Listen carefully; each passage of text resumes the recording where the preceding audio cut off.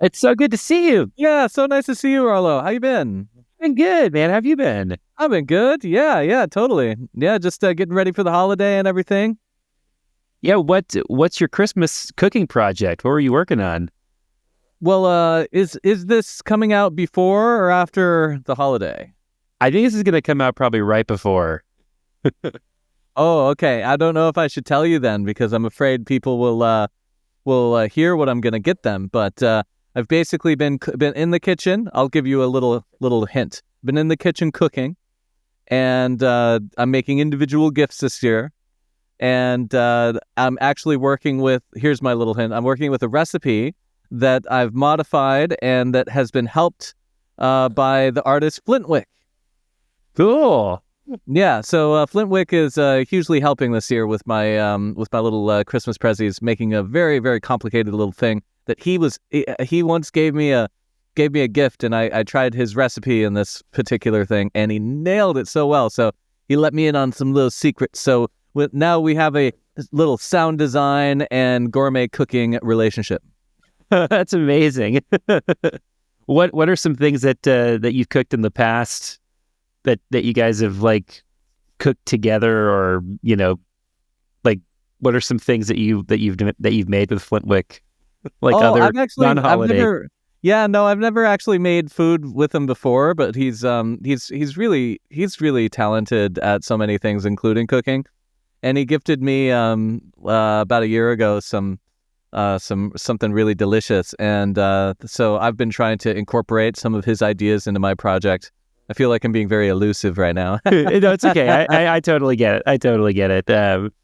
Yeah, that's awesome. I have one of his like serum preset packs that is on Gumroad, and it's like some of my favorite serum presets.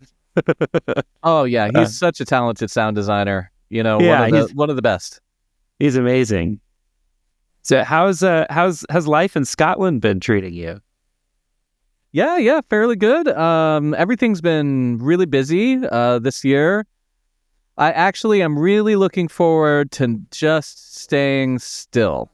I've had the last couple months have been so much traveling, and we've been grinding away on this software company that my partner Catherine and I started called DataMind Audio. And it has been it's been both of us doing a lot of stuff we've never done before. A lot of admin and managerial stuff, and building a company essentially from the ground up takes a lot of paperwork, a lot of filings, and it's been a very big project, but one that has brought us to really cool corners of the earth. We have this year with DataMind, we've gone to Barcelona and Dubai and Paris and New York. So it's been an extraordinary year getting this company off the ground. But now I'm really glad I'm here in Scotland. I don't care that it's rainy and windy. I'm ready to just sit here in my studio and make the magic happen. That's awesome. Yeah, it's good to have a break for sure. I can 1,000% relate to that. With just my schedule's been weird. My wife and I live in Joshua Tree, and I like commute basically to LA like every weekend for work at this theater that I'm a technical director at.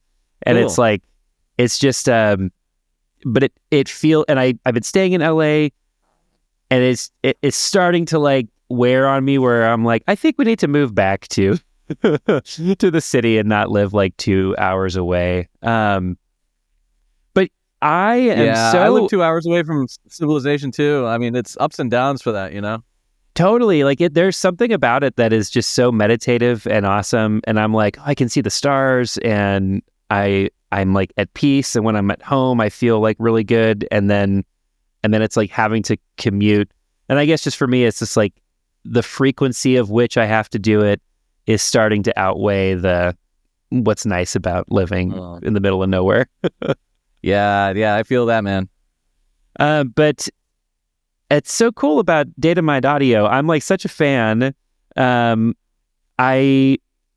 seen videos of the concatenator, and I'm like really excited to play with that.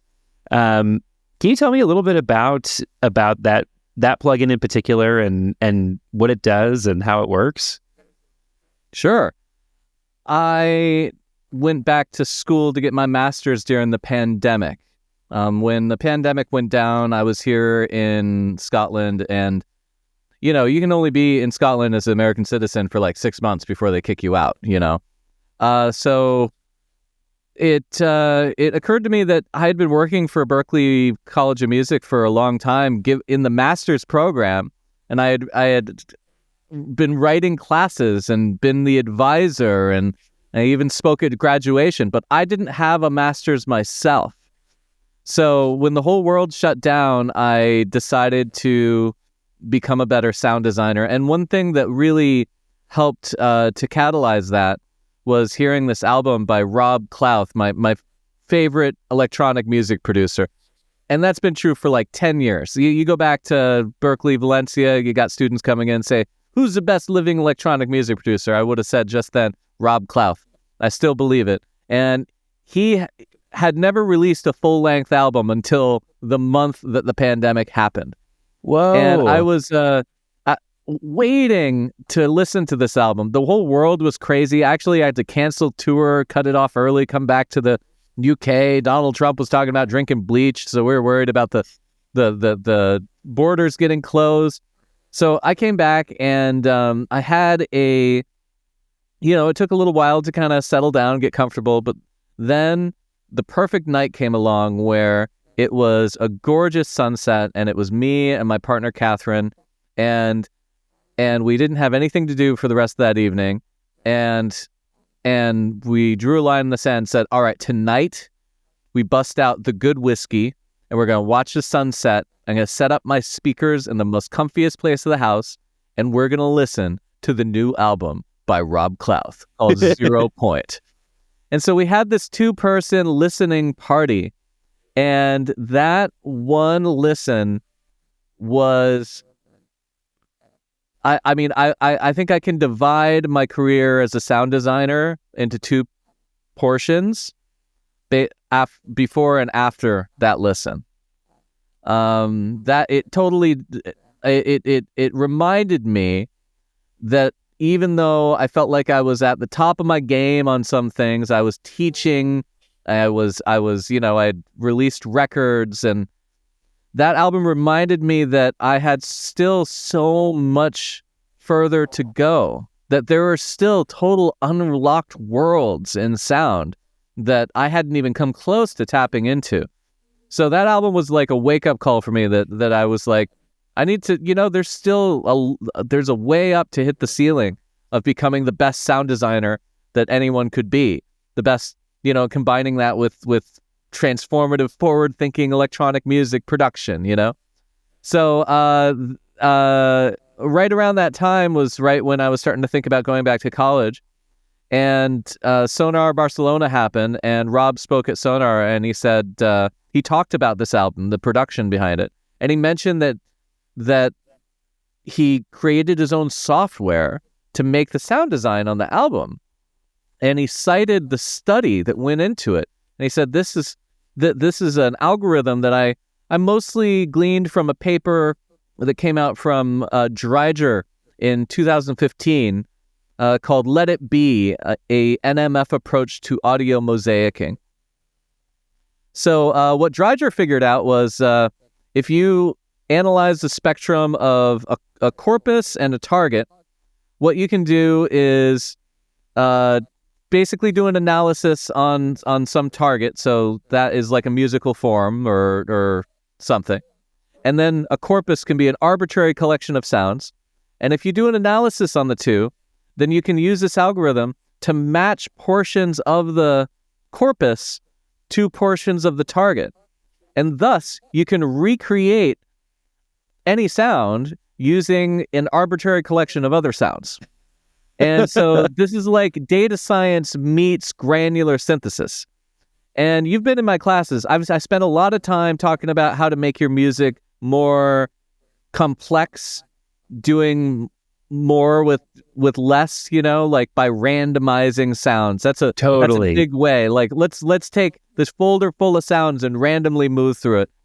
For the last 50 years, granular synthesis has relied on these stochastic methods where it's where you have this randomness, this indeterminacy that's baked into the parameters, and that's what gives granular synthesis its name, the granularness of it.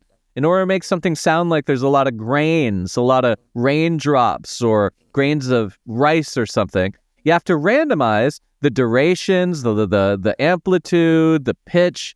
That's how you get these textures out of granular synthesis.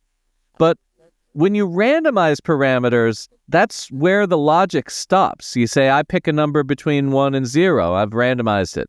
What concatenative synthesis does is it is figuring out what grain to select, how long it's going to be, how loud it is, based on some other signal.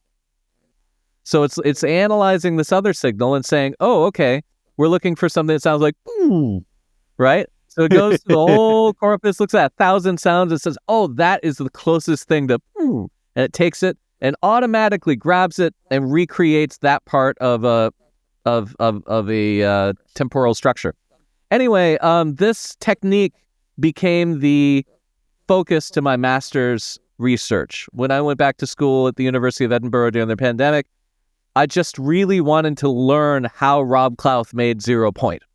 I wanted to become really, really good at this specific way of doing music synthesis. And it turns out that it's actually a pretty small pool of researchers, and there weren't any really good plugins out that could do this. The only way that you could really do this was like really obscure Python patches, and there was one in particular that was an open source patch, and I contacted the guy that made it. Is this doctor out of computer science out of Ursinus College named Chris Traley, and I got in touch with him, and I'm like, listen to this album, it blew my mind. Now I'm working on my own album. I'm trying to do concatenative synthesis, but I want it to be in stereo. I want to use a folder instead of just one sound for the corpus.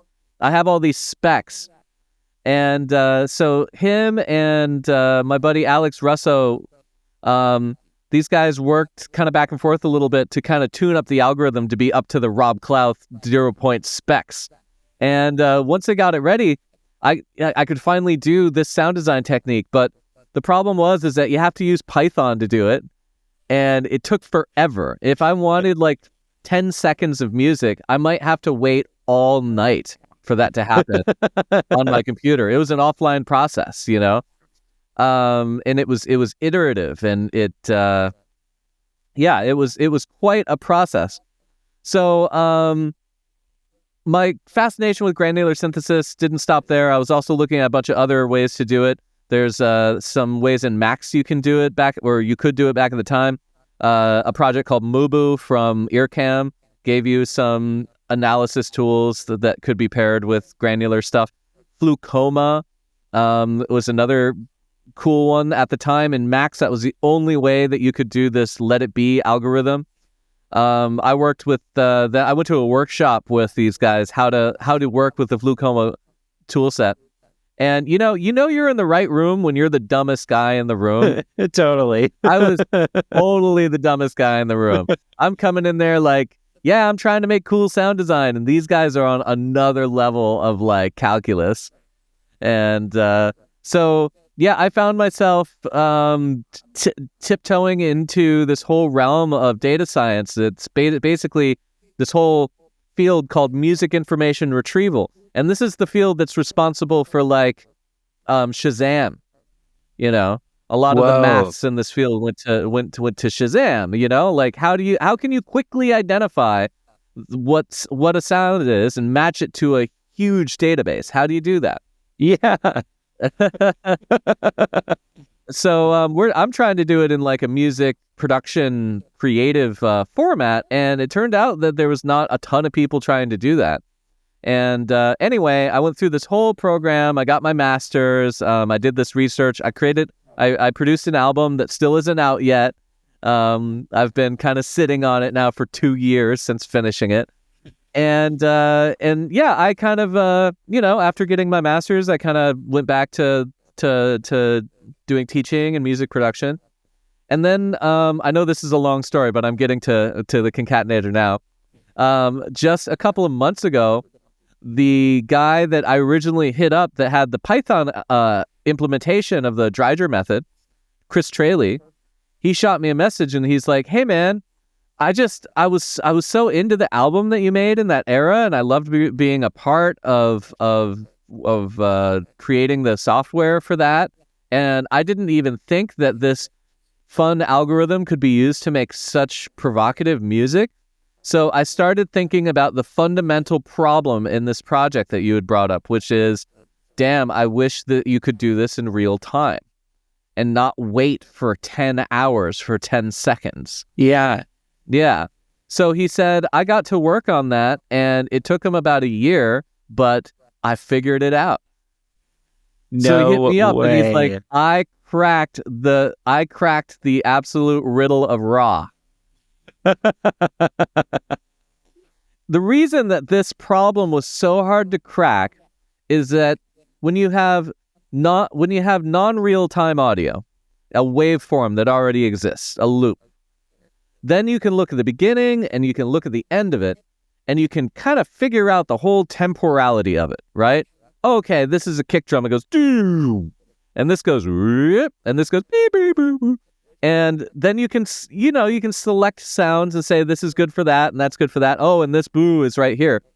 But if you're looking at a real-time signal, then you're just working with very small durations. So if you think about a kick drum, the very beginning of a kick drum is a transient, and the end of it is a ooh, right? So how are you going to know in the first milliseconds? How are you supposed to know that a transient is going to turn into a ounce? Like, you can't see the future. And this is the problem with concatenative synthesis, is that it needed to be offline. And there has been some cool approaches towards that, like Aphex Twin came out with this thing called Sample Brain towards the end of my master's project, and you have to load a whole audio thing into that. It has to think about it. It does the analysis and everything. But how can you do that in real time? Well, Chris looked at the problem and he said, okay, this sounds like a problem in mathematics called hidden states, where you don't know what the next value is going to be, but you're supposed to take a really educated guess. How do you get a computer to take more and more accurate, educated guesses? And his solution for that goes back to old school AI called good old-fashioned AI, GoFi, if you've ever heard of it.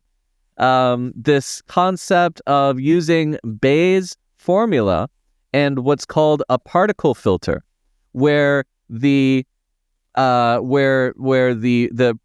assessment of what's going to happen in the future comes from assessing what's happening now and what happened in the past.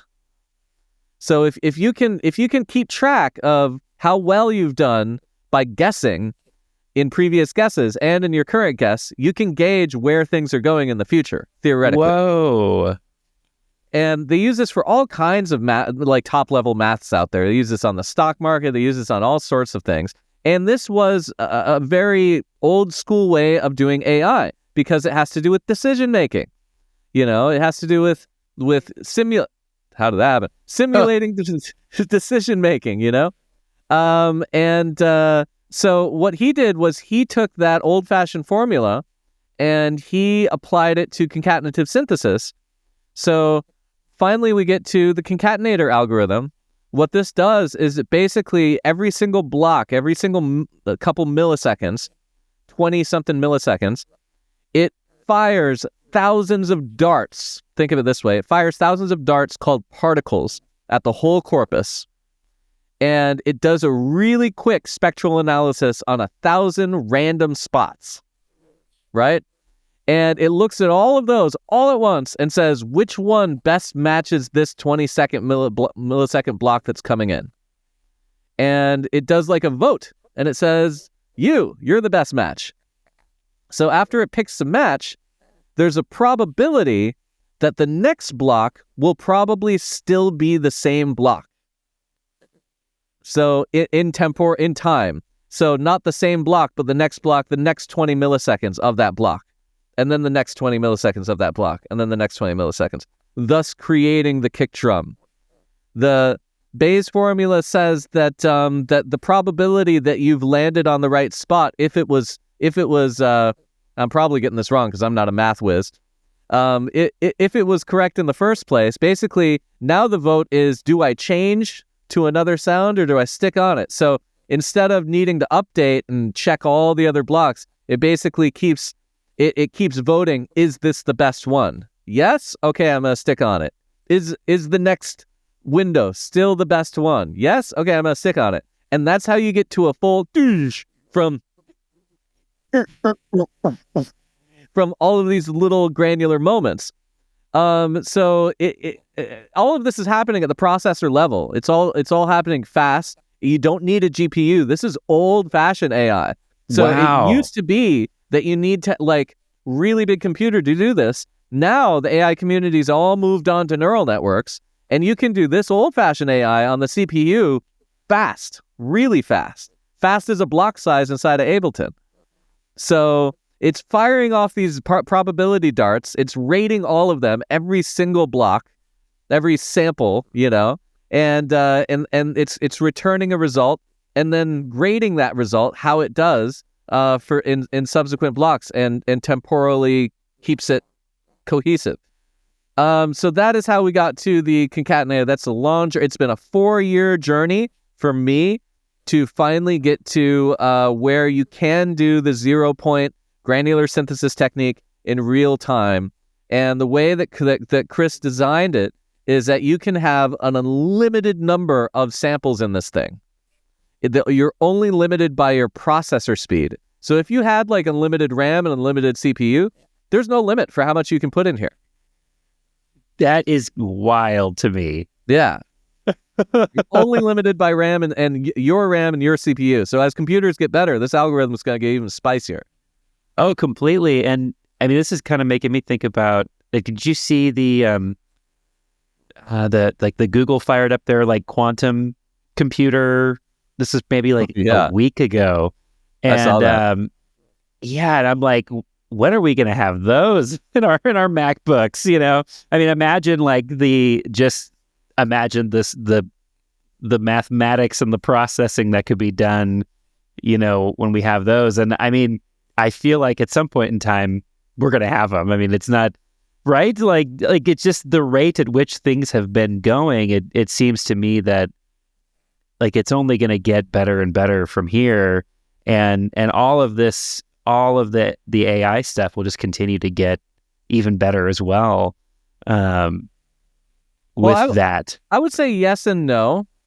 On one hand, yes, back in the 1950s, for instance, a computer needed a whole room to fit what you can now fit in a calculator.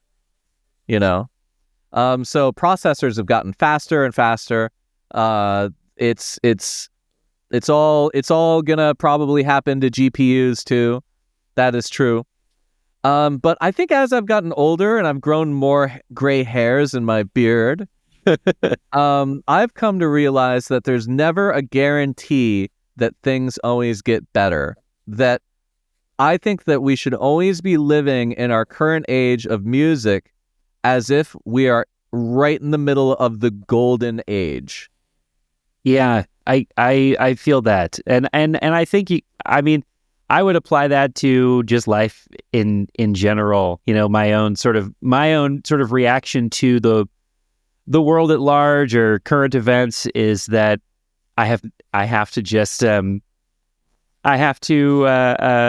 myself, so I think that's a really cool approach when it comes to music and technology of just we're in it. Let's do it. Let's make it happen.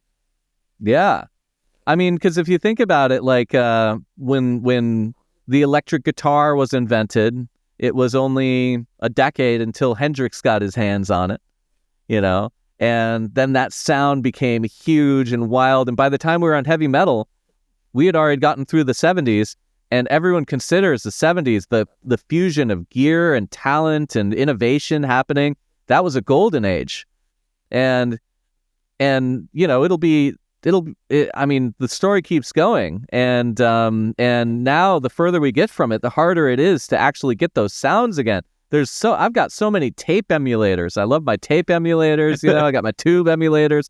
All we can do is just is try to get back. But at the time, everything that was really hard to do created some work that is just iconic and will live on forever. And I think that right now it might be that same thing in AI right now. Like right now, you have a ton of people jumping in, and it's a lot of smaller companies and independent studios where a lot of the innovation is happening. Like we started our company because we were really inspired by the research coming out of IRCAM in France. Like they figured out how to do real-time generative neural networks on the CPU. And then the next logical step was like, okay, let's put in a plugin if you can put it on a CPU. So there might be a time where AI just gets like so good that people maybe get lazy about it, or that it's controlled only by a couple companies, or the resources to do it are like consolidated by I don't know, governments or mega corporations. But right now it's a crazy innovation era, and it's really exciting to be a part of because there's no guarantee it's going to get better. And it might be that in the future, people are going to be trying to make effects that make your music sound like it was AI generated right now. That is so funny to think about. I so appreciated when I took you and Mr. Bill's AI workshop last year.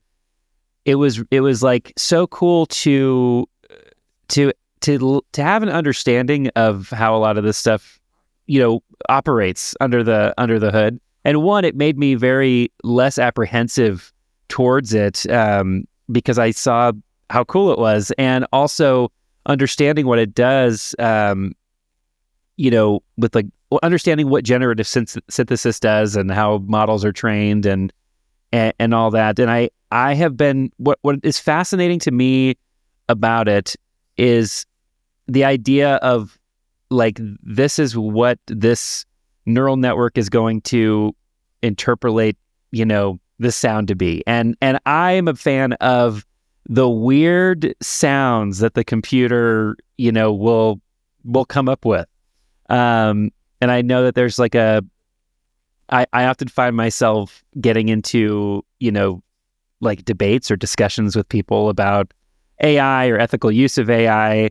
And it's something that just from a pure, like, scientific perspective, I'm like, what does the computer make of this? What does the computer make of my womp womp womp womp womp womp? Like, what do you think that this sounds like?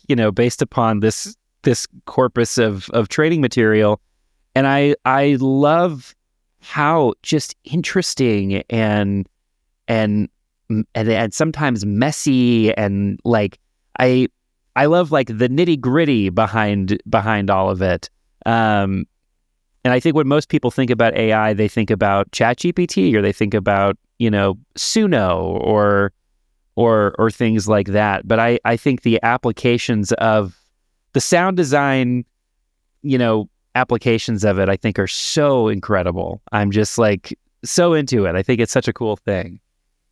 Absolutely. And I think that what you're describing is something that kind of transcends AI as a part of culture. That, there's this great quote from Brian Eno, and I'm probably going to misquote it a little bit, but he says that the things that frustrate us the most about our current recording mediums and our current gear is always what will be the most beloved aspect of it later on. And that's been true of the crackle of vinyl and the hiss of tape, and drum machines too. And he said this, I think, in the early 90s and stuff, when the Yamaha was still coming out with FM synthesis and stuff like that. And now everything from that era turns out is sought after for its old school sounds. Like when MPC came out, they had to figure out how to put all these samples on there, and so they said, okay, well, we could get away with 12-bit depth, 12-bit, and sample rate that's much lower than what we're used to right now. And now I find myself reducing my sample rate to 12 if I want my snare and my rim to hit like an MPC, because that's how to get that less dynamic, crunchy sound. So there's this aesthetic of failure, aesthetic of glitch. There's some good papers written on this stuff. One is called Listening Through the Noise, I want to recommend, by Joanna Diemers. It's called The Aesthetics of Experimental Electronic Music is the subtitle there. And another one is I'm just looking up right here, Listening Through the Noise, and the other one is, I think it's just called The Aesthetics of Failure. And both of these texts talk about the artifacts that we find, especially digitally, being the soul of the device and the software and the sound. That, I mean, when Hendrix went to his guitar and went to his amplifier and turned it up to 11, that was the wrong way of doing it. I mean, the electric guitar was supposed to just be an amplification of acoustic guitar. Yeah. You weren't supposed to turn it up all the way. That's like those extra harmonics, that's bad, until he came around and he said, no, that's my aesthetic. That sound of it breaking, I want that. And then that changed rock and roll, it completely changed music completely, like how much people could push that. Right now it's in the electronic music community, it's clipping your mix. Everyone's using all these clippers to make their shit louder and louder. And I know professors that'll be like, what? You got this up to -4 LUFS? Are you insane? Like, that just destroys the music. How unprofessional, when that is the stuff that like the headliners at Exhibitions Festival are playing, because that's the new aesthetic. And it is misusing it and getting artifacts in a way that makes it work for the medium, because electronic music isn't just playing back a recording. It's about moving the speakers. The speakers are the medium. And so if you can make it sound like they're ripping and cracking, that's a whole aesthetic on its own. Yeah, completely. Anyway, neural audio, 100% of the way is there are artifacts and aesthetics there that I don't know if we'll ever be able to get back in a couple of years, that I'm very interested in exploiting as much as I can creatively. Yeah, and on just what you said, my argument has always been that, like much like Hendrix, like human ingenuity and human curiosity and like the human spirit of finding things that are novel or interesting and making things out of them, that is what separates us from a machine. And it's like you could train AI on everything in the entire planet, but I still think that there's always going to be an element of like how we move forward from an artistic perspective, from an emotional perspective, and there is such a uniquely human thing to art that I think that AI will never replace that. And that's what I tell people who are like, AI doom people. It's like I think that it's like, how can we use these tools to progress and to push our ideas forward, our art forward, or even in like, thinking about in like the medical field. I remember reading during COVID that there was like so much COVID research that was happening at the time, it would be impossible for one team to like parse it all. And the ability to have, to have like an LLM be able to go through a ton of research and come up with come up with its own conclusions based upon that, I think is huge. So it's a fun thing. I'm like, yeah, I'm super into it. I love the Combobulator. I think it's like that to me was like the plugin of the year. And I also love how you work with artists. And do you want to talk on that for a little bit? Just like how you work with artists on training for the Combobulator, specifically on training a model based on like Mr. Bill or Rob Clouth or yourself. How does that all work in terms of it being ethical?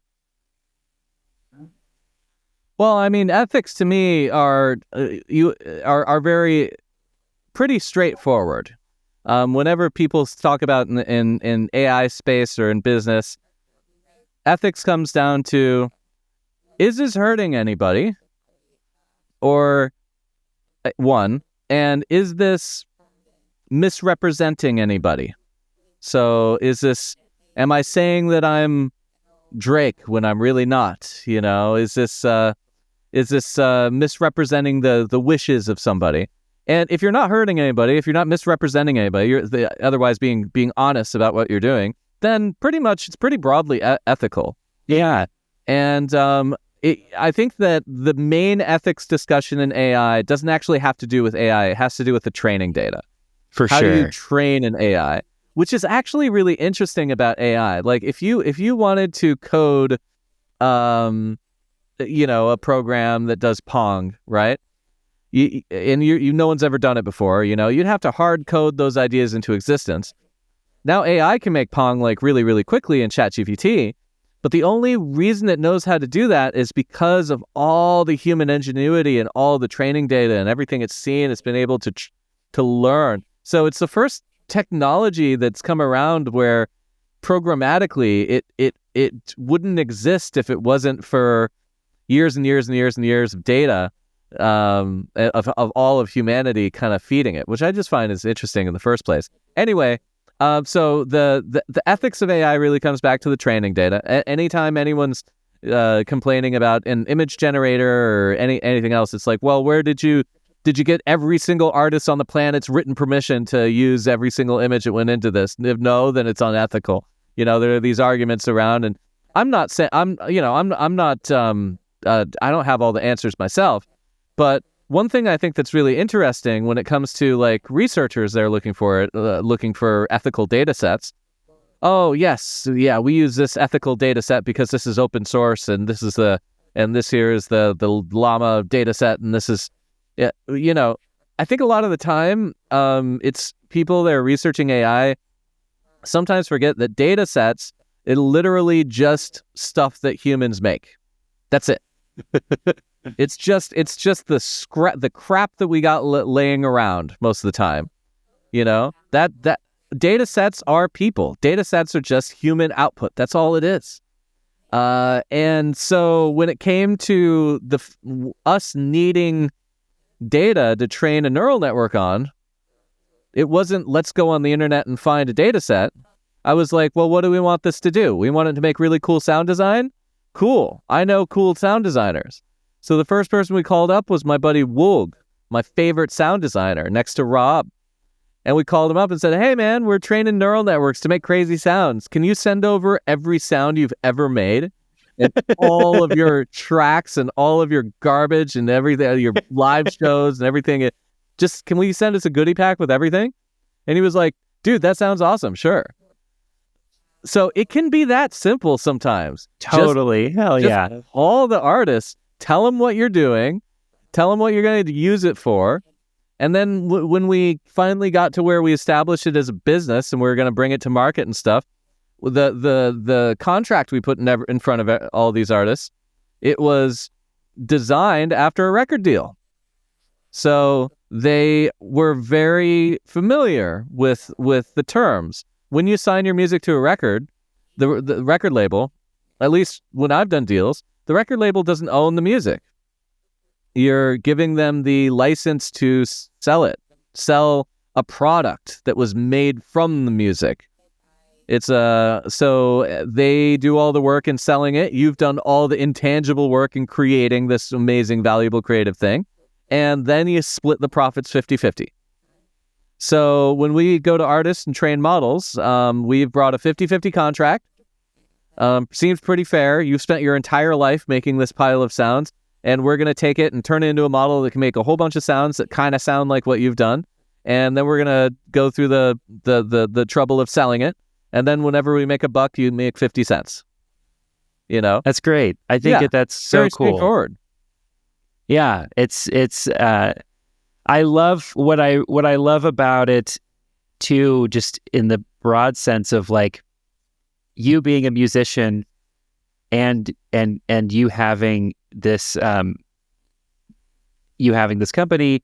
It's like you're able to think like a musician in terms of like, yeah, what would a musician want out of something like this? And I scream it from the hills. I think like if you look at like my Reddit, there's like I've definitely commented on a few threads of like, oh, you guys should check out the Combobulator by DataMind Audio.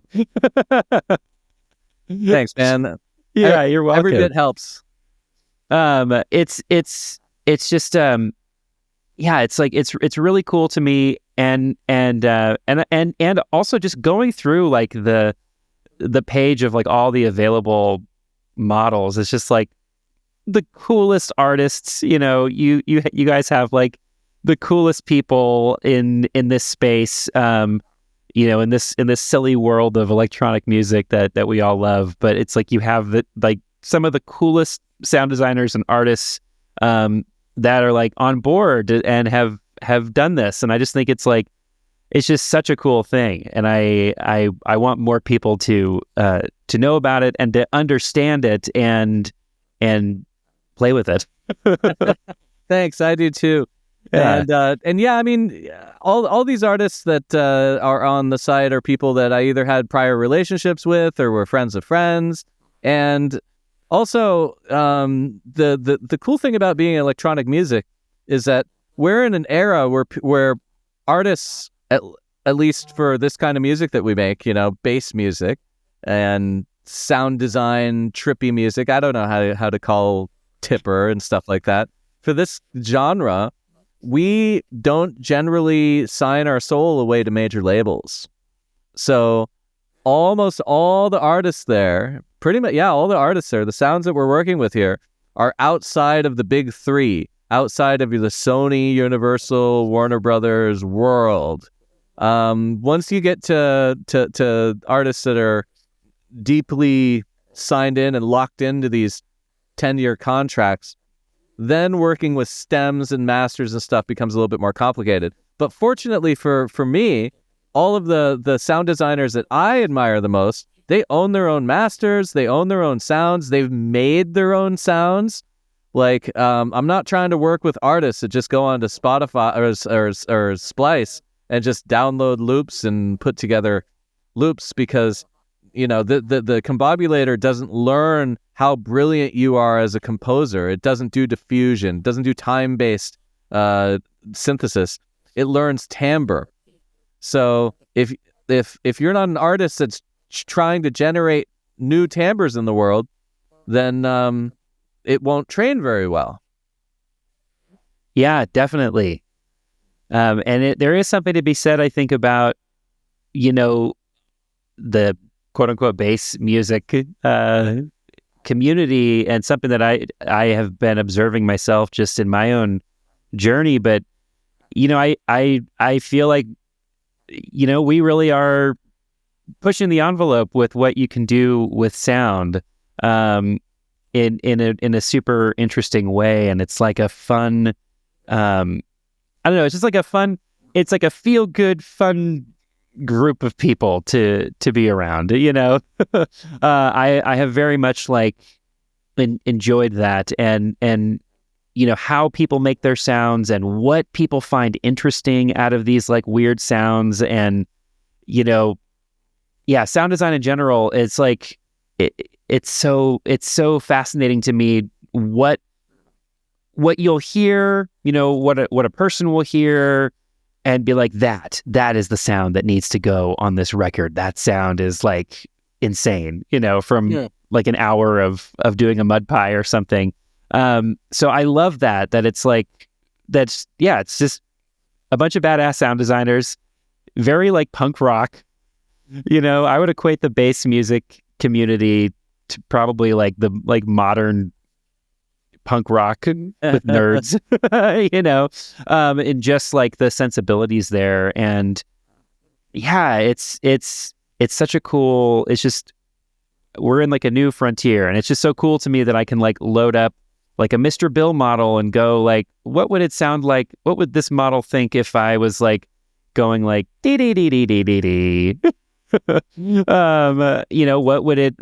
would that interpret it as based upon the corpus of everything that is Mr. Bill, or the corpus that is everything that is Z or Wolg, or it's really fun. It's just so much fun. Well, this is neural audio to me is exciting because I've been, I went to college in 2003. So, gosh, 2007 I graduated. So I'd say that probably towards the end of my college career, a couple of years afterwards, that's when I started actually sounding like making tracks that sounded almost passable as professional.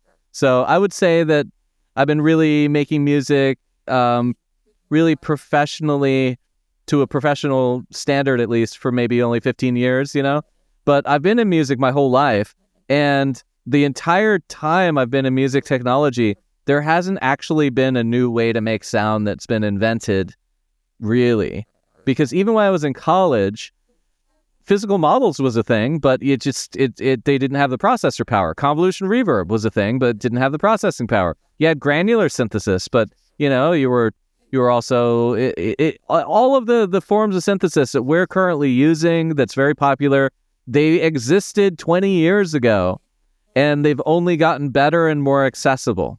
Even concatenative synthesis, that existed. The first papers for that came out 20 years ago, but just like granular synthesis, it first was theoretical, and then you could do it with a lot of processor power, and now you can do it real time. But neural audio, in my in my lifetime, is the first genuinely new way of making sound from scratch, from nothing, where the sound that's coming out is being generated just as much as an oscillator generates a sound right there, And that's what's drawn me to it, and that's what's really exciting. And I think that one of the reasons why I've leaned towards going after experimental artists, bass music artists, is because it's so funny that you use the analogy of like bass music artists or like punk rockers. I think that bass music is to music as skateboarding is to sports. Yeah. Right? First of all, if you're in skateboarding, you're already kind of punk rock, and it's cool, right? It's just cool. And how do you score points in skateboarding? Well, first of all, you're limited. You're limited to a board that's this big, and it has 4 wheels. So you have the medium, right? Everyone has to start there. And then how do you score points? You score points by looking cool. That's it. That's the point of skate. You have people standing there on the side judging how awesome you look. Basically, it's a trick sport. It's all about the tricks. And Tony Hawk, he's talked about like how in skateboarding, if you're lucky, if you can bring one new trick to the table in your lifetime. If you're prolific, maybe you have 2 tricks that no one else has ever done but you, right? I think that I think that at least in like Olympic level skateboarding, you're judged by how, not the tricks that you invented, but how you put them together. Oh, he went into a kickflip, into an ollie, into a handstand. He did the grinding thing, So when I listen to bass music and I hear the whomp into the laser beam, into the dolphin noise, those are all canonical sounds. But how you're putting it together and how clean you pull it off and how cool it sounds all together, that's how I'm judging it as a listener. If you can really give me that bass face and be like, oh, dude, he went from the whomp into the echo of the dolphin sound just effortlessly. It's so clean. And then he went down into the vinyl sample, and all of a sudden we got a callback to Tupac Shakur, and then he's bringing the 80s in here. Whoa, what a trick. That just blew my mind. And every now and then, an artist, everyone that's big in the scene, maybe in their lifetime, they can invent one new trick. And that's how you get in the skateboarding Hall of Fame. That's how you get in the bass music Hall of Fame. It's a trick genre, and that's why I went after those artists to train neural networks, because they're the ones out there inventing the tricks. Yeah, wow, that's like such a great analogy. Yeah, it makes me think of just I never skateboarded, but I hung out with a lot of people that did.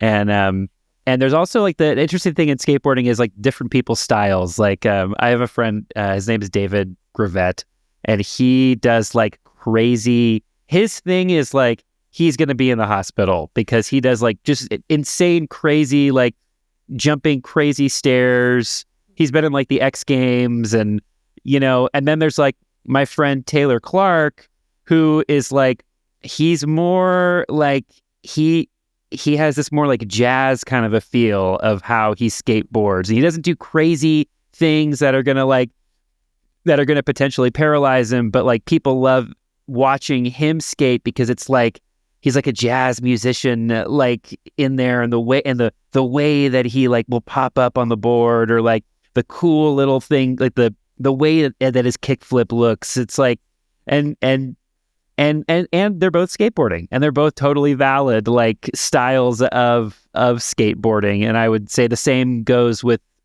bass music. Like I would probably equate my friend David Gravett to like Sullivan King or something like that. Whereas like Taylor maybe like a little more like wompier and like, deep groovy. That's awesome. Yeah, I'm glad that one works for you. It's such a great analogy. It's because I really do feel, and not to like disparage, other genres of music, because I mean I love all genres of music, and but there is just, I feel like you find the most creativity amongst bass music producers, I think, and even people who are like learning music production, who are learning, it's like they're attracted to, there's something about bass music that attracts people that want to hear something new or crazy or what have you. Yeah, I feel like the low end is the skateboard. Like, in order for something to be bass music, there has to be bass. That's the bottom line. There just has to be. You can go any tempo that you want. You can be drum and bass. You can be res. You can be dubstep. But it's trick boarding. But there needs to be that board. There needs to be that thing that ties it to some sort of cultural cohesion in order to be a part of the story. Which is why when you finally get to genres outside of, you get to Richard Devine. Richard Devine's really bassy, but his sound design goes so far outside of anything that you can pin down to a certain genre. And then you get over to stuff like, I'm like a real big fan of the sound design in techno. In techno, I would say that the skateboard is more like, I think techno, a good analogy for techno would be like sushi. Now we're moving over from sports, and we're getting into culinary art. So if techno was a culinary art form, I think it would be sushi, because there is going to be the right, and that's the rice and the wrap around it, right?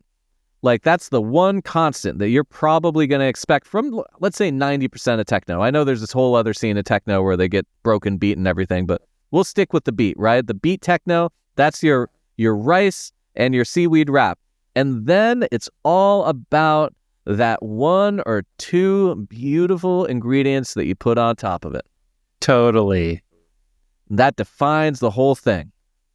Now, the rice has to be well cooked. The whole thing will fall apart. If the kick drum and the bass in techno is not right, whatever you put on top of it, it's going to fall right off. It's going to slide right off.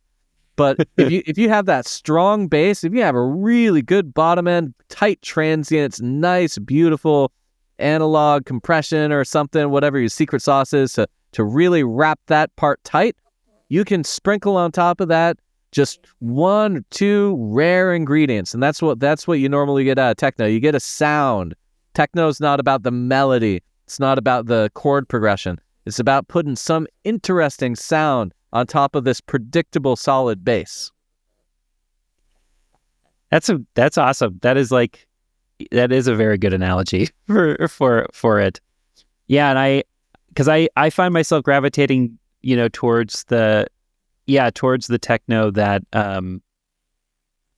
that is like, I'm really into like hypnotic techno. Like that's my sushi that I like. That's my California roll. When it comes to techno, I'm really into hypnotic techno, and yeah, like I love like the atmospheres and like the interesting the interesting sounds that'll come up, and yeah, definitely good sushi.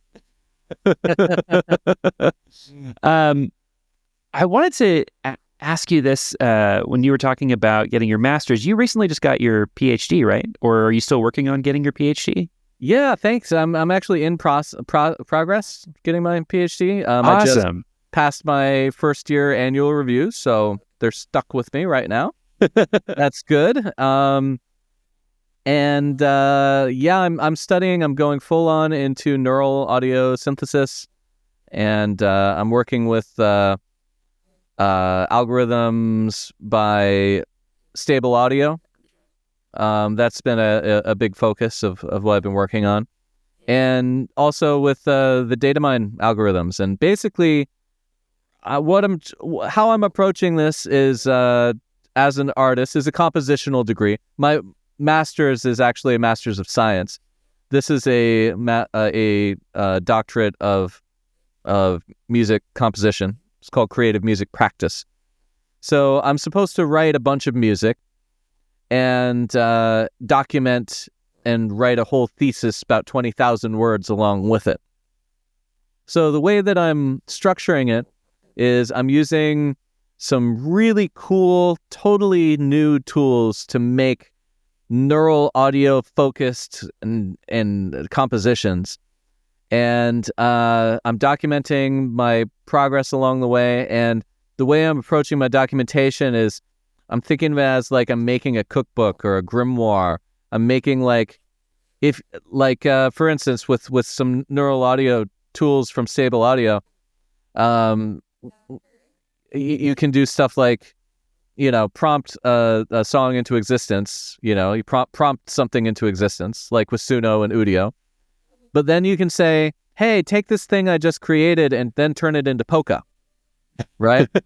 And then you say, oh, take this thing that I created, turn it into polka, and then turn it back into techno. Could you do that for me? And then once you're there, say, okay, I'm going to delete half of it and then keep the ending. Could you figure out what goes in between interpolation? So all of this has just recently became possible, and the surface has only been scratched. Like, what do you do if you're a dubstep producer and you can get your generator to imitate whatever you're doing? Maybe I can write 3 seconds of material and then say, okay, you write the next 3 seconds. Okay, then I'm going to take that and say, all right, I'm going to keep that. And then I'll write 3 more seconds. Now you write the next 3 seconds. So the whole project is about, like, how do you train the models? How do you interact with the Black Mirror version of yourself? If you're training something on your own material, how does it respond to you getting instructions from you and you asking it to imitate itself? And so I'm keeping track of all this, and by the end of it, I'll have a little very small book dissertation about how to work creatively with neural audio synthesis in a couple of different ways, couple different algorithms, and I'll have a stack of music that I made exploiting the techniques that I'm talking about. That is so cool. Yeah, how much longer do you have in the program? I got another 2 years to go, but I'm going to do the majority of my composition over these next 18 months. So another year and a half of the real hard compositional stuff, and then I'm leaving the last 6 months just to like get everything right, make sure that the dissertation's good, that all the T's are crossed and the I's are dotted. Yeah, that is awesome, and something I just really admire about you as just being a person that, and this is how I'm going to segue into wanting to talk about your classes, but just being a person that is like always learning, you know, and I think that that is, you know, it's hard to find people want to get stuck in their ways, or people think like, I know enough. You know, I know enough and I'm going to do the things that I'm going to do. And I think that, you know, we're having this human experience and we're able to constantly learn new things. You could learn something new every single day if you chose to do so. And I just I think it's just important to have that mentality, to have that like to have the mentality of like, I want to learn and I want to better myself. And so I just really, I just appreciate that about you. And I think that's also why I think you're such an awesome teacher. Did you like that segue? Yeah, thank you. I mean, I do feel like that I'm always getting better. I don't feel like I've become my full destiny of who I want to be as an artist. I feel like I'm still learning, definitely, all the time. And I follow what really inspires me. You know, I'm going down this neural audio route, audio mosaicing, concatenative synthesis. I wouldn't go so far into something if I wasn't really passionate about getting the results. And I got to say, all of it's selfish. It all goes into my desire to become a sound god. I want to be. I want to become more than what I am in terms of music and sound design and production. And so, I've never been satisfied with where I currently am. You know, I'm just always trying to push sound forward. And I feel like for most of my career, when I was going through college and then kind of coming up in bass music, it was about like, I want to learn in order to make my sound better, right? But now with DataMind and with this research I'm contributing to, it also, I feel like I am in a way now giving back to where I'm not just making my sound better, I am making sound better, you know? And I'm doing that through my school too. When we release devices with DataMind, and whenever I get people together and we're talking about these compositional and sound design and mixing concepts, to me it's paying fealty to the gods of music. It is being of service to the higher vision of making music better. In this part of my life, it's become less about me, you know, and more about serving music, serving the work that transcends my work, the greater work of music. That's this cultural conversation that's just being constantly had between all of society. Totally. And you know, your class, like I am so drawn to not only you as a teacher, but also the people who have, you know, the people who I've met through your classes. You know, I really do think that you're doing such an awesome thing for the community. You know, I just I'm a fan. I'm a Mark. I'm a Ben Mark. Like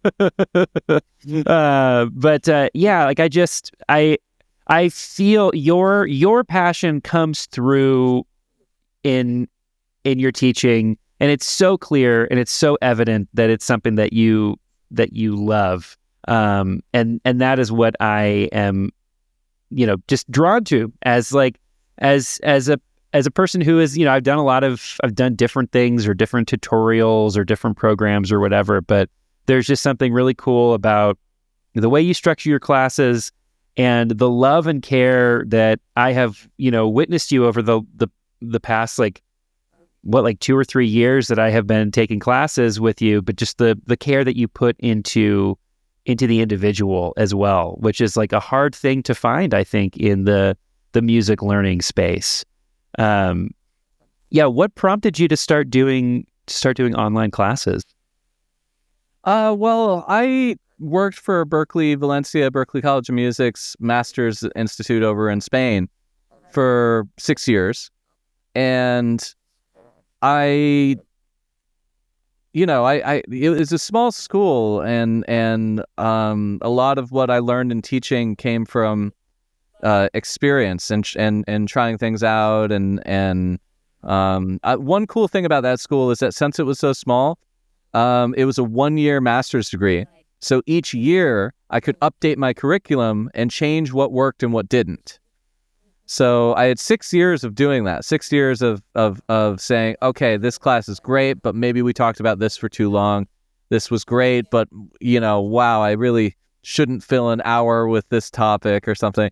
So I was able to experiment a lot, and I found that in the course of doing that, I really enjoyed the chemistry of speaking live and connecting directly with people.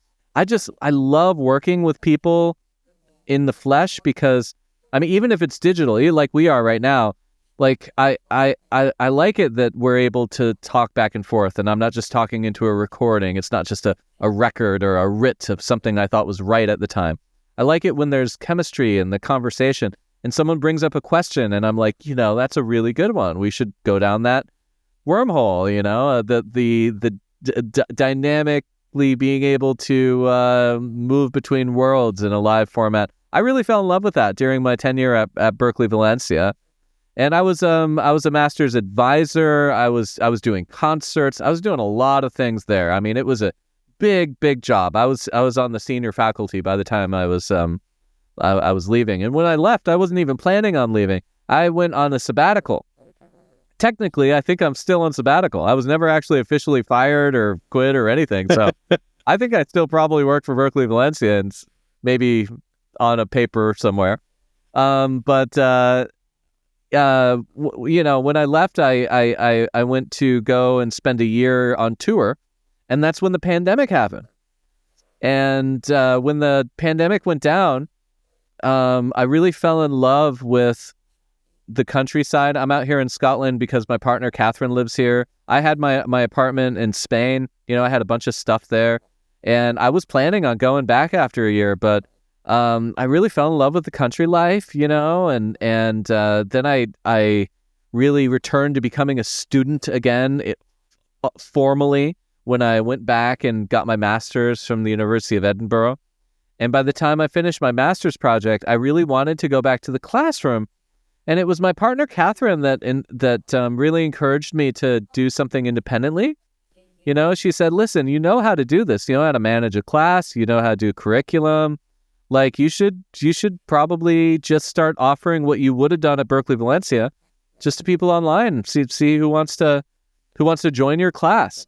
So when I started my class, I was like, okay, I'm going to take this as seriously as I take a class for master's level college, and outside of Berkeley, I've also designed classes in other places. I have a pretty rounded view of curriculum and structuring a syllabus and stuff. So I took it really seriously. I was like, I'm going to be the professor of anyone that comes into this, as true and professionally as anyone in a top-level college class. And I just started doing what I would have been doing in college independently, and that's just, it's turned out to be a something that enough people are interested in to where I get to have that same feeling that I had in class. I'm doing what I would have done at college, but I'm doing it on my own schedule, on my own terms, with my own website, and without needing to worry about all the lame admin stuff you got to worry about with colleges, like, are you going to do accreditation? Is this in budget? It's, dealing with all the corporate parts of large institution life. Yeah, I'm doing it all myself, really. And then after AI April, I think we really took it to the next level with George, aka Vivid Kind, Mr. Bill's manager. We became closer after the first AI April, and he said, "Wow, I really love what you're doing with these classes, and if you want help managing it, I'm happy to help." So he's been helping to manage the whole thing since 2023, and he designed the website. He has been absolutely instrumental in taking this whole thing to the next level. That is super cool. And yeah, George, what a nice guy. Like, what a great Amazing human being. guy. I love this guy. Yeah. After I got in my car accident, last year, he hit me up, and him and Mr. Bill gave me like a year of Mr. Bill's website. And just out of it was one of those moments where I was just like, oh, I feel so. I feel this means a lot, because I was like, I couldn't move or anything, but I could watch videos, and it honestly was one of the things that helped me get through my recovery. And it's just like, what a nice thing to do. Oh, that's nice. I hope they check out this part of the interview. I hope they know that made a bbig difference. Yeah, that's great. Yeah, they're really definitely nice guys. I mean, just so down to earth. They're human. They're real. Yeah, that's what I love about I love meeting people, and I've loved meeting people through class. I've walked like I've had a crazy journey in life, because I was a professional stand-up comic for a long time, and acting and improv. Cool. and I've been a part of like a lot of different scenes, and I just love meeting people and connecting with people on a human level. And I feel like, I've just met some really amazing people through your classes. And it's such a great community, and I recommend it all the time to people who ask about, like, where can I learn music production? And it's like, well, let me tell you where you should go to learn music production. Do you have like a bunch of classes coming up in 2025? Yeah. Well, yeah, the way that we're structuring it now is we're doing like seasons of classes, and we're doing 3 classes from January, February, and March. That's the what I call the freshman, sophomore, and junior classes. And I'm also doing a senior section, and that one's a little bit different every single time. It's I open up to people who's taken all the other classes, because that one's a lot less formalized. It's basically a track build from scratch, and we pull in a lot of the concepts that we brought in the other classes. So at that point, I expect everyone to be pretty familiar with a lot of the other stuff that we talk about, so I don't need to pause and explain what counterpoint is, stuff like that. But we kind of also at the same time revisit all of the topics. To me, the senior class is about, all right, we've talked about all this stuff. Let's really put it into practice, because working in music production, it's a synthesis of so many different art forms. When I went to college, I had a class for mixing, I had a class for sound design, I had a class for songwriting, and they didn't talk to each other. Like mixing and sound design are actually really connected. You have to be thinking about the mix as you're doing the sound design. And you also have to be thinking about the composition, like maybe your mix isn't muddy because of you haven't done enough EQing, or because of the synthesizer. Maybe it's muddy because you're hitting a G and a B flat in the lowest octave, and it's creating a rumble. So you actually have to, in practice, you have to know about arranging and mixing and sound design. That's kind of the trifecta. Actual music writing, mixing, and sound design are the 3 things I'm always considering while working on a track. And you're moving back and forth between all those things really fast. Like, I'm bringing in a sound. Here's my music theory mind. I'm going to write it a little bit. Okay, now I'm going to switch to my sound design mind. I'm going to design it a little bit. Now you layer it with something. Switch to the mixing mind. How did these two things blend? So I think that electronic music production might one day be thought of as a great intangible art form. If you think about it, why wouldn't it be? Like right now, for the people sitting around 100 years from now, right now, we're basically all people sitting around a campfire.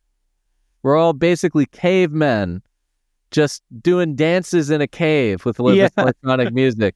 Because what is folk music? Folk music is the music of the people. It's the music of the folks. It's the music that you could do only because you have access to these instruments. And what's the one thing that everyone has access to right now is computers. Like piano, for instance. Piano wasn't considered a folk instrument until stand-up piano came around, because you had to be rich if you were going to sit in front of a piano, just to have access to one. And that was a prerequisite to becoming a composer.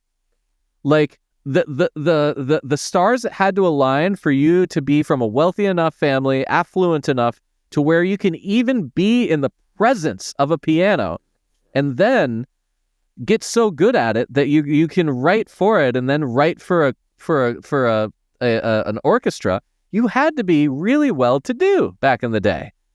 The folk music came from people that just had a shitty old fiddle and a guitar and a briefcase, to bang on, and it's the music around the fire. So anyway, I think electronic music is the great folk music of right now. And it is a real synthesis of disciplines. It's the synthesis of ways of thought. And so in my class, I think it's important to look at these different ways of thought individually. So it's good to just have days where we just talk about arranging and just talk about sound design and just talk about mixing. But it's also good to then zoom out a little bit and then synthesize these ideas. That's when it all comes together in the kitchen of creativity. It all needs to be right there on the same counter when you're doing the work, when you're in front of the DAW. So I try to cover that kind of broad scope of the material. You do a really great job of it. Like, I remember even like when I first took your freshman class, I was like, wow, the way that this material is presented, like it makes sense. And it makes sense in a way that I think people get into a weird feedback loop when they're just sort of like digging around for like YouTube tutorials on stuff, or they go and ask questions on Reddit and get like a myriad of answers, some right and some wrong. But I think that people, it's like the way that you present the material, even in the first class, even in the freshman class, it's like everything builds upon itself, and I love that there is like, okay, we're going to talk about a little bit of, here's music theory, and here's like composition, and this is like, these are the elements that make up a song, and then here's how you here's sound design. I remember actually like one of your the first time I saw you teach sound design, I was like, oh, that's what it is. Oh, okay. Like, okay, I get it. And so I think you present your material in such a way that is just, it's accessible. And the component of the class being live and people being able to talk and ask questions, and how you will reference, students' music throughout the course to illustrate concepts or things. I just think it's like such a great way to learn, I think it's a really good foundation, and I think that you've done a tremendous job with it. Oh, thanks, Arlo. That means a lot. I'm here to be of service. What would you say and this is like a very broad question, but in your time as a teacher, observing students come through and observing the struggles of students, What would you say, like, if you were to make kind of one broad statement to people who want to learn music production based upon what some of the pitfalls are, what would be like your one sort of thing to say if you were like on Leno or something? Leno, like he's still around. But if you were, if like, what would you say is probably the most important thing to anybody who is trying to get into this? Well, I think that it is important to not worry so much at first about being original or being even good. I think there's a lot of emphasis, especially in today's hyper ADD social media, that you have to be putting out stuff as soon as possible. And I think that in order for people to feel valid, that they got to feel like they're inventing things and doing things new and covering new territory. But when I learned guitar, I didn't start by writing my own songs. I started by playing Nirvana, and playing Metallica and learning a bunch of songs that I really liked. And I think that when people get into electronic music production, that's a great beginner's mindset to be at. Just start by trying to imitate the stuff that you like.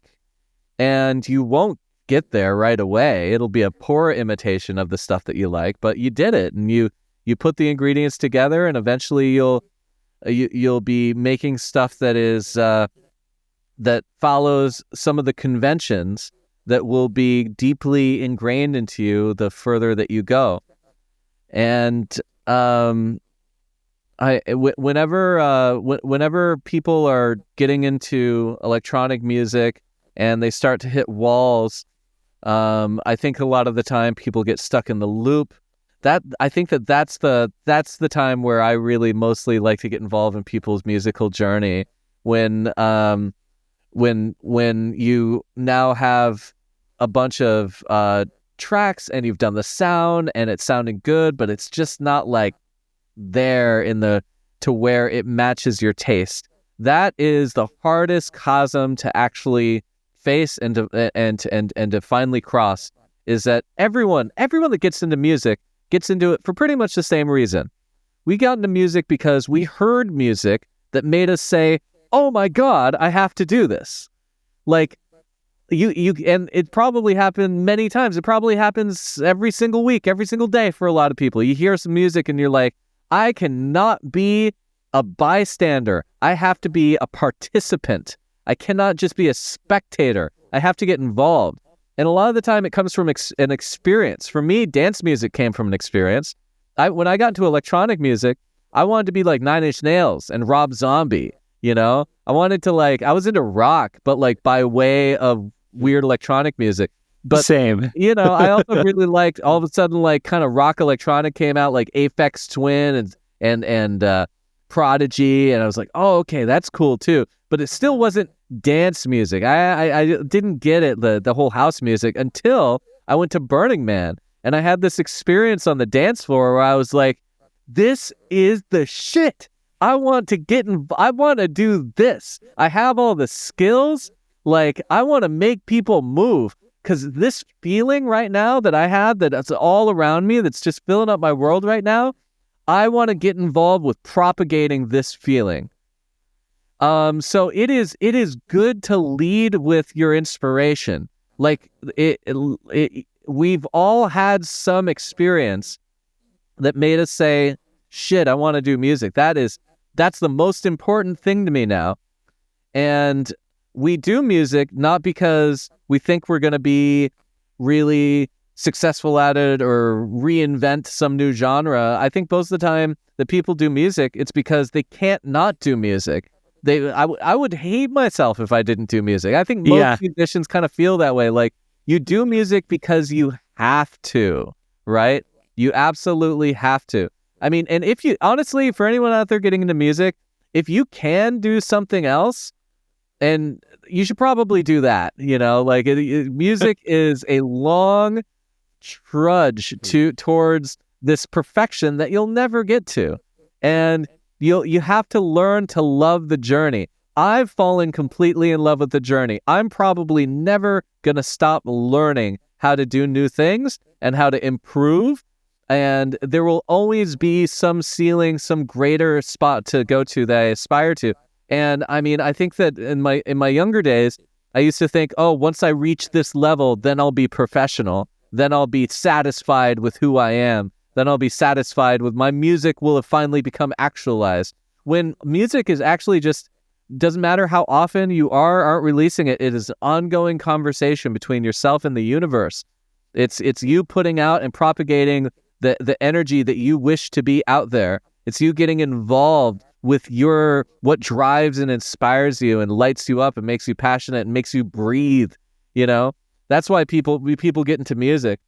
And that's certainly what motivates me every day, even on the hard days when I just want to throw my laptop out the window because it's not doing what I want it to, You have to be in love with the process, and you have to be encouraged about the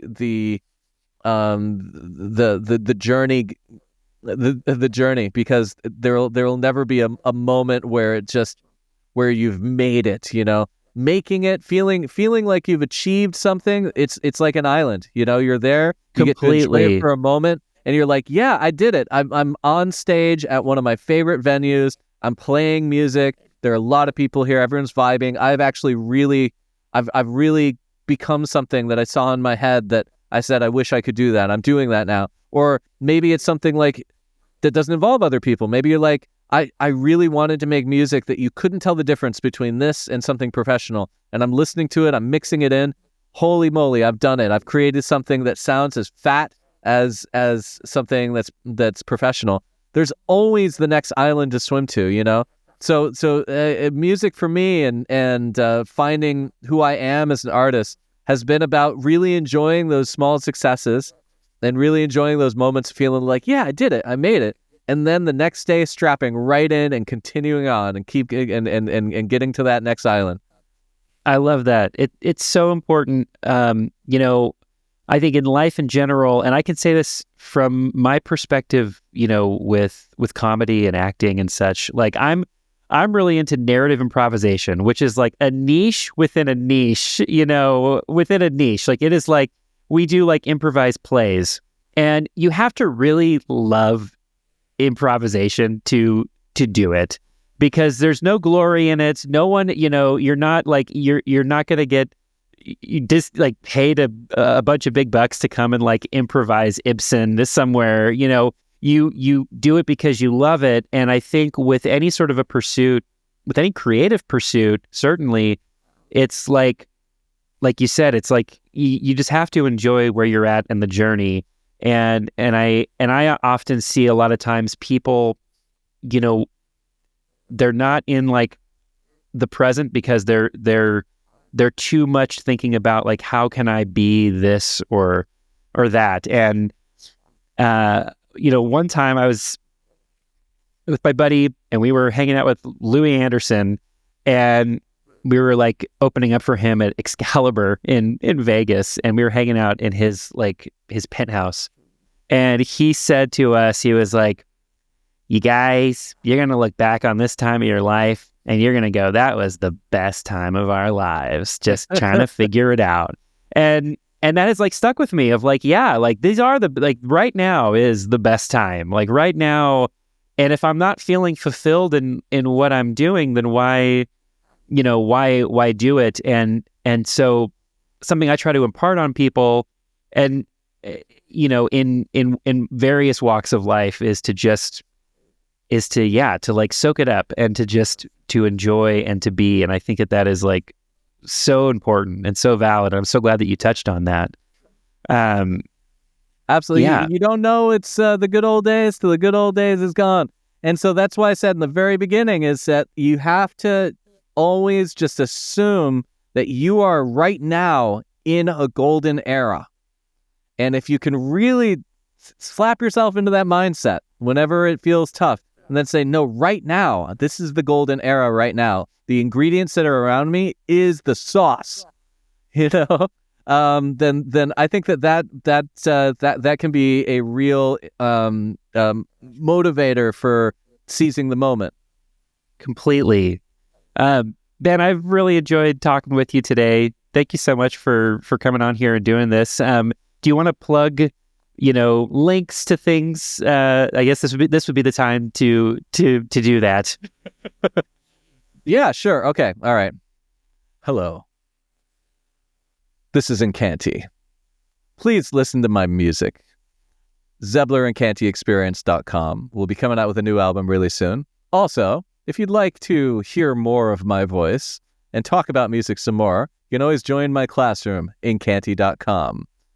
We will be doing a new season of all sorts of music production and sound design workshops through March, and everyone is invited if you're interested in producing music, even if it's your first time, or even if you're already really good at it. These topics will help you get into your practice. And the last thing is that I also have a software company called DataMind Audio. You can check it out, datamindaudio.ai. We have 2 plugins on the market. Both of them do things that no other plugin does. I know, exciting. Bring the balloons. You can create a AI-generated sound in real time with a combobulator, and you can create massive, amazing audio mosaics using the concatenative synthesis on a whole other level. So those are my things. I make music, I have a online classroom, and I have my audio software company. I hope that you've enjoyed this podcast. Neon Spellcraft, thank you so much for everything that you do. It's such a pleasure working with you in music, in the classroom, and talking to you too. And I hope everybody goes and checks out all the other podcasts on this channel.